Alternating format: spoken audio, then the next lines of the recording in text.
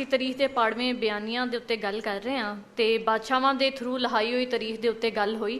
ਮੈਂ ਨੈਨਸੁਖ ਹੋਰਾਂ ਨੂੰ ਕਹਾਂਗੀ ਕਿ ਇਸ ਗੱਲ ਨੂੰ ਅੱਗੇ ਵਧਾਉਣ ਤੇ ਸਾਨੂੰ ਦੱਸਣ ਕਿ ਅੰਗਰੇਜ਼ ਦੇ ਜ਼ਮਾਨੇ, ਜੇ ਅਸੀਂ ਮਾਡਰਨ ਤਾਰੀਖ ਦੀ ਗੱਲ ਕਰੀਏ ਤੇ ਉਹ ਮਾਡਰਨ ਤਾਰੀਖ ਦੇ ਵਿੱਚ ਕਿਸ ਤਰ੍ਹਾਂ ਤਾਰੀਖ ਲਿਖਵਾਈ ਗਈ, ਅੰਗਰੇਜ਼ ਨੇ ਕਿਸ ਤਰ੍ਹਾਂ ਤਾਰੀਖ ਲਿਖਵਾਈ, ਤੇ ਉਸ ਦੇ ਨਾਲ ਖਾਸ ਤੌਰ ਤੇ ਟਰਮਨੋਲੋਜੀ ਦੇ ਹਵਾਲੇ ਨਾਲ ਮੈਂ ਚਾਹਾਂਗੀ ਕਿ ਤੁਸੀਂ ਥੋੜ੍ਹਾ ਜਿਹਾ ਸਾਨੂੰ ਦੱਸੋ ਕਿ ਜਿਹੜੀ ਪੰਜਾਬ ਦੀ ਤਾਰੀਖ ਦੇ ਹਵਾਲੇ ਨਾਲ ਟਰਮਨੋਲੋਜੀ ਇਸਤੇਮਾਲ ਕੀਤੀ ਜਾਂਦੀ ਹੈ।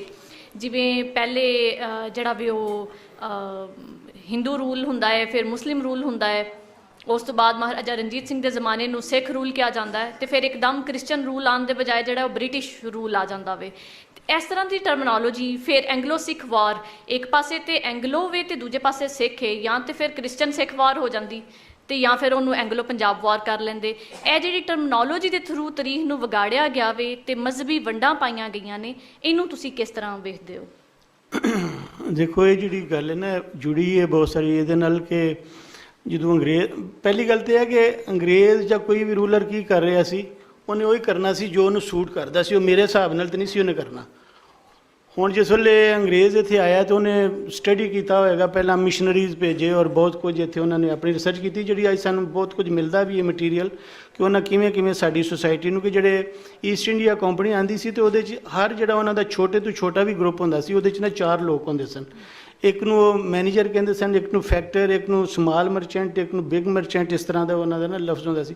ਜਿਹੜਾ ਫੈਕਟਰ ਸੀ ਨਾ, ਮਤਲਬ ਉਹ ਬਿਜ਼ਨਸ ਵੀ ਕਰ ਰਹੇ ਸਨ ਐਟ ਏ ਟਾਈਮ, ਔਰ ਐਟ ਏ ਟਾਈਮ ਸਟੱਡੀ ਕਰ ਰਹੇ ਸਨ, ਸਾਨੂੰ ਨਾ ਵੇਖ ਰਹੇ ਸਨ ਕਿ ਕੱਲ੍ਹ ਨੂੰ ਜਦੋਂ ਅਸੀਂ ਰੂਲ ਕਰਨਾ ਤੇ ਇਹਨਾਂ ਲੋਕਾਂ ਦੇ ਉੱਤੇ ਅਸੀਂ ਕਿਸ ਹਿਸਾਬ ਦੇ ਨਾਲ ਅਸੀਂ ਉਹ ਕਰਾਂਗੇ ਰੂਲ। ਉਹਦੇ ਵਿੱਚ ਉਹਨਾਂ ਨੇ ਸਭ ਤੋਂ ਪਹਿਲਾਂ ਇੱਥੇ ਸੈਂਸਸ ਕਰਵਾਇਆ 1880 ਜਾਂ ਇਸ ਤਰ੍ਹਾਂ ਦੀ ਕਿਸੇ ਡੇਟ ਦੇ ਵਿੱਚ, ਤੇ ਪਹਿਲੀ ਵਾਰੀ ਲੋਕਾਂ ਨੂੰ ਪਤਾ ਲੱਗਾ ਜੀ ਅਸੀਂ ਇੰਨੇ ਕਰੋੜ ਹਿੰਦੂ ਹਾਂ, ਇੰਨੇ ਕਰੋੜ ਅਸੀਂ ਮੁਸਲਮਾਨ ਹਾਂ, ਇੰਨੇ ਕਰੋੜ ਅਸੀਂ ਸਿੱਖ ਹਾਂ। ਤਾਂ ਇੱਕਦਮ ਲੋਕਾਂ ਨੂੰ ਫੀਲ ਹੋਇਆ। ਔਰ ਜਿਸ ਵਕਤ ਉਹ ਸੈਂਸਸ ਹੋ ਰਿਹਾ ਸੀ, ਜਿਸ ਵਕਤ ਉਹ ਜਾ ਰਹੇ ਸਨ ਲੋਕ, ਤੇ ਜਦੋਂ ਲੋਕਾਂ ਨੂੰ ਜਾ ਕੇ ਪੁੱਛਦੇ ਸਨ ਤੁਹਾਡਾ ਮਜ਼ਹਬ ਕੀ, ਤੇ ਲੋਕਾਂ ਨੂੰ ਨਾ ਉਹ ਇੱਕ ਦੂਜੇ ਵੱਲ ਦੇਖਦੇ ਸਨ। ਕਦੀ ਇਹ ਸਵਾਲ ਇੱਥੇ ਹੋਇਆ ਨਹੀਂ ਸੀ ਲੋਕਾਂ ਨੂੰ ਕਿ ਵੀ ਤੁਹਾਡਾ ਮਜ਼ਹਬ ਕਿਹੜਾ। ਹਰ ਬੰਦਾ ਥੋੜ੍ਹਾ ਜਿਹਾ ਮੁਸਲਮਾਨ ਹੁੰਦਾ ਸੀ, ਥੋੜ੍ਹਾ ਜਿਹਾ ਹਿੰਦੂ ਹੁੰਦਾ ਸੀ, ਥੋੜ੍ਹਾ ਜਿਹਾ ਸਿੱਖ ਹੁੰਦਾ ਸੀ, ਰਲਿਆ ਮਿਲਿਆ ਜਿਹਾ ਕੰਮ ਸੀ। ਇੰਝ ਨਹੀਂ ਸੀ ਹੁੰਦਾ ਕਿ ਟਰਾਂਸਪੇਰੈਂਟ ਤੁਸੀਂ ਕਹਿ ਦਿਓ ਕਲੀਅਰ ਕੱਟ ਕੇ ਹੈ ਇਸ ਤਰ੍ਹਾਂ ਦਾ ਬੰਦਾ ਹੈ, ਇਸ ਤਰ੍ਹਾਂ ਦਾ ਬੰਦਾ। ਅੰਗਰੇਜ਼ ਨੇ ਸਾਨੂੰ ਬਣਾਉਣਾ ਸੀ ਕਿ ਬਈ ਤੁਸੀਂ ਸਿੱਖ ਹੋ ਤੇ ਤੁਸੀਂ ਬਸ ਸਿੱਖ ਹੀ ਹੋ, ਤੁਸੀਂ ਕ੍ਰਿਸਚਨ ਹੋ ਔਰ ਤੁਸੀਂ ਮੁਸਲਮਾਨ ਹੋ ਔਰ ਤੁਸੀਂ ਹਿੰਦੂ ਹੋ। ਉਸ ਬੇਸ ਦੇ ਉੱਤੇ ਫਿਰ ਉਹਨਾਂ ਐਜੂਕੇਸ਼ਨ ਕਾਨਫਰੰਸਾਂ ਕਰਵਾਈਆਂ ਔਰ ਉਸ ਬੇਸ ਦੇ ਉੱਤੇ ਉਹਨਾਂ ਜਾ ਕੇ ਸਾਡਾ ਐਜੂਕੇਸ਼ਨ ਸਿਸਟਮ ਬਣਾਇਆ। ਜਦੋਂ ਐਜੂਕੇਸ਼ਨ ਸਿਸਟਮ ਸਾਡਾ ਬਣਾ ਰਹੇ ਸਨ ਤੇ ਉਹਦੇ ਵਿੱਚ ਜਿਹੜਾ ਹੁਣ ਸਿੱਖਾਂ ਵਾਸਤੇ ਬਣਾਇਆ, ਜਿਹੜਾ ਗੁਰਮੁਖੀ ਵਿੱਚ ਉਹਨਾਂ ਨੇ ਬਣਾਇਆ, ਉਹ ਸਿੱਖਾਂ ਦੇ ਧਰਮ ਦੇ ਮੁਤਾਬਕ ਬਣਾਇਆ।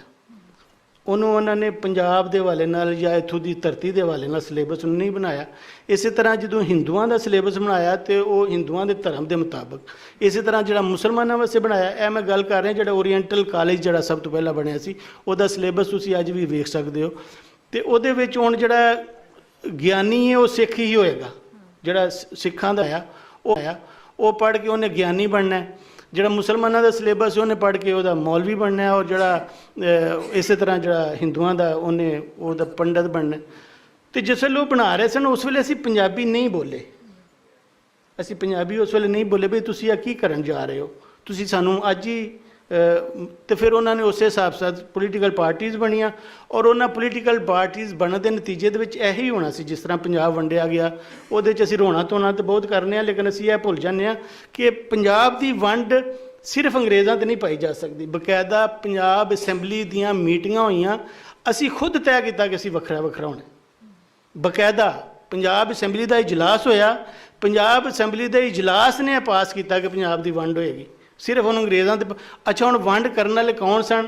ਅਸੀਂ ਉਹਨਾਂ ਨੂੰ ਕਦੀ ਪੁਆਇੰਟ ਆਊਟ ਵੀ ਨਹੀਂ ਕੀਤਾ ਬਈ ਇਹ ਫੈਮਲੀਆਂ ਸਨ ਜਿਨ੍ਹਾਂ ਨੇ ਬਕਾਇਦਾ ਉਸ ਵੇਲੇ ਇਹ ਮੁਸਲਮਾਨ ਪੀਰ ਜਗੀਰਦਾਰ, ਇਹ ਸਿੱਖ ਜਿਹੜੇ ਸਰਦਾਰ ਸਨ, ਇਹ ਹਿੰਦੂ ਜਿਹੜੇ ਸਨ, ਉਹਨਾਂ ਸਾਰਿਆਂ ਰਲ ਕੇ ਇਹ ਫੈਸਲਾ ਕੀਤਾ ਬਈ ਪੰਜਾਬ ਦੇ 2 ਟੋਟੇ ਹੋਣਗੇ। ਹੁਣ ਅਸੀਂ ਹਰ ਵੇਲੇ ਕਹਿੰਦੇ ਰਹਿੰਦੇ ਹਾਂ ਅੰਗਰੇਜ਼ਾਂ ਦੇ ਉੱਤੇ, ਅਸੀਂ ਕਦੀ ਪੁਆਇੰਟ ਆਊਟ ਨਹੀਂ ਕਰਦੇ ਬਈ ਇਹ ਫੈਮਲੀਆਂ ਸਨ ਜਿਨ੍ਹਾਂ ਨੇ ਇਹਨਾਂ ਨੂੰ। ਸਿਰਫ ਇਹ ਹੀ ਨਹੀਂ ਕਿ ਮਤਲਬ ਜਿਸ ਵਕਤ ਵਾਕਿਆ ਹੁੰਦਾ ਹੈ ਜਲਿਆਂਵਾਲਾ ਬਾਗ ਦਾ, ਹੁਣ ਜਲਿਆਂਵਾਲਾ ਬਾਗ ਦੇ ਵਿੱਚ ਮਤਲਬ ਐਡਾ ਵੱਡਾ ਇੱਕ ਜ਼ੁਲਮ ਹੁੰਦਾ ਹੈ ਕਿ ਚਲੋ ਅਗਰ ਸਰਕਾਰੀ ਵੀ ਅਸੀਂ ਉਹ ਲਈਏ ਰਿਕਾਰਡ ਦੇ ਮੁਤਾਬਕ ਤੇ 400 ਲੋਕ ਬੇਗੁਨਾਹ ਮਾਰੇ ਗਏ। ਮਤਲਬ ਉਹ ਵਿਸਾਖੀ ਦਾ ਤਿਉਹਾਰ ਮਨਾਉਣ ਵਾਸਤੇ ਲੋਕ ਇਕੱਠੇ ਹੋਏ ਜਲਿਆਂਵਾਲਾ ਬਾਗ ਦੇ ਵਿੱਚ। ਅੰਗਰੇਜ਼ ਨੇ ਉਹਨੂੰ ਕੀ ਸਮਝਿਆ ਕਿ ਉਹਦੇ ਉੱਤੇ ਗੋਲੀ ਚਲਾ ਦਿੱਤੀ। ਹੁਣ ਉਹੀ ਡਾਇਰ ਜਿਹੜਾ ਗੋਲੀ ਚਲਾ ਰਿਹਾ ਹੈ ਔਰ ਉਹ ਫਰਾਂਸਿਸ ਓ ਡਵਾਇਰ ਜਿਹੜਾ ਉਸ ਵਕਤ ਲੈਫਟੀਨੈਂਟ ਗਵਰਨਰ ਹੈ, ਪੂਰੇ ਯੂਰਪ ਦੇ ਵਿੱਚ ਜਿੱਥੇ ਜਿੱਥੇ ਉਹ ਖਬਰ ਗਈ ਬਹੁਤ ਨਿੰਦਿਆ ਹੋਈ ਹੈ ਇਸ ਗੱਲ ਦੀ ਕਿ ਬੇਗੁਨਾਹ ਲੋਕ ਆਪਣਾ ਇੱਕ ਮੇਲਾ ਇੱਕ ਤਿਉਹਾਰ ਮਨਾ ਰਹੇ ਨੇ ਔਰ ਉਹਨਾਂ ਨੂੰ ਜਾ ਕੇ ਤੁਸੀਂ ਕਤਲ ਕਰ ਦਿੱਤਾ। ਹੁਣ ਮੁਸਲਮਾਨ ਪੀਰ ਜਿਹੜੇ ਜਗੀਰਦਾਰ ਸਨ ਇਸ ਪਾਸੇ ਦੇ ਬਕਾਇਦਾ ਅੱਜ ਵੀ ਆਰਕਾਈਵ ਦੇ ਵਿੱਚ ਉਹਨੂੰ ਹੁਣ ਗਾਇਬ ਕਰ ਦਿੱਤਾ ਗਿਆ। ਵੈਸੇ ਬਕਾਇਦਾ ਇੱਕ ਉਹਨਾਂ ਨੇ ਕਸੀਦਾ ਲਿਖਿਆ ਮੁਸਲਮਾਨ ਪੀਰਾਂ ਨੇ ਜਗੀਰਦਾਰਾਂ ਨੇ ਕਿ ਤੁਸੀਂ ਤਾਂ ਕੋਈ ਜ਼ਿਆਦਤੀ ਨਹੀਂ ਕੀਤੀ ਬਕਾਇਦਾ। ਹਾਂ ਮਤਲਬ ਦੁਆਨਾਮਾ ਬਤੌਰੇ ਐਡਰੈਸ ਉਹਦਾ ਨਾਂ ਹੈ, ਹੁਣ ਉਹਨੂੰ ਗਾਇਬ ਕਰ ਦਿੱਤਾ ਗਿਆ। ਪਹਿਲਾਂ ਫਰੇਮ ਦੀ ਸ਼ਕਲ ਦੇ ਵਿੱਚ ਉਹ ਲੱਗਾ ਸੀ ਬਕਾਇਦਾ। ਉਹਨਾਂ ਸਾਰਿਆਂ ਦੇ ਥੱਲੇ ਸਾਈਨ ਵੀ ਹਨ ਜਿਹੜੇ ਅੱਜ ਵੀ ਸਾਡੇ ਤੇ ਰੂਲ ਕਰ ਰਹੇ ਨੇ।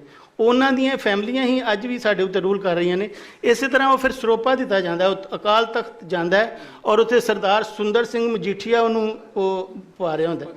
ਹੁਣ ਵੇਖੋ ਉਹ ਜਿਹੜੀ ਸਾਰਾ ਕੁਝ ਹੋ ਰਿਹਾ ਹੈ, ਉਹ ਜਿਹੜੀ ਤੁਹਾਡੀ ਰੂਲਿੰਗ ਐਲੀਟ ਹੈ ਜਾਂ ਹਾਕਮ ਟਾਬਰੀ ਉਹ ਜੋ ਕੁਝ ਕਰ ਰਹੀ ਹੈ, ਉਹਨੇ ਤੇ ਆਪਣੇ ਹਿਸਾਬ ਨਾਲ ਹੀ ਤਾਰੀਖ ਨੂੰ ਵੇਖਣਾ ਸੀ। ਲੇਕਿਨ ਜਿਹੜੀ ਅਸੀਂ ਆਵਾਮ ਦੀ ਗੱਲ ਕਰ ਰਹੇ ਹਾਂ, ਆਵਾਮ ਦਰਬਾਰ ਤੋਂ ਜਿਹੜੀ ਹਟ ਕੇ ਹੁੰਦੀ ਉਹਦਾ ਕੋਈ ਲਾਲਚ ਨਹੀਂ ਹੁੰਦਾ।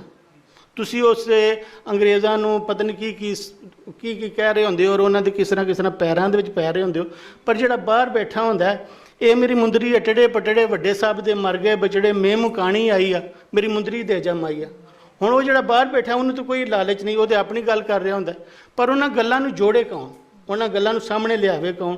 ਉਹ ਕੰਮ ਅਸੀਂ ਨਹੀਂ ਕੀਤਾ ਕਿ ਜਿਹੜੀ ਇੱਥੋਂ ਦੇ ਲੋਕਾਂ ਨੇ, ਅਗਰ ਅਸੀਂ ਮੁਗਲਾਂ ਦਾ ਜ਼ਮਾਨਾ ਵੇਖ ਰਹੇ ਹਾਂ, ਅਗਰ ਔਰੰਗਜ਼ੇਬ ਆਲਮਗੀਰ ਮਾਰ ਰਿਹਾ ਲੋਕਾਂ ਨੂੰ ਕੁੱਟ ਰਿਹਾ ਤੇ ਬੁੱਲੇ ਸ਼ਾਹ ਤੇ ਚੁੱਪ ਨਹੀਂ ਕੀਤਾ ਨਾ।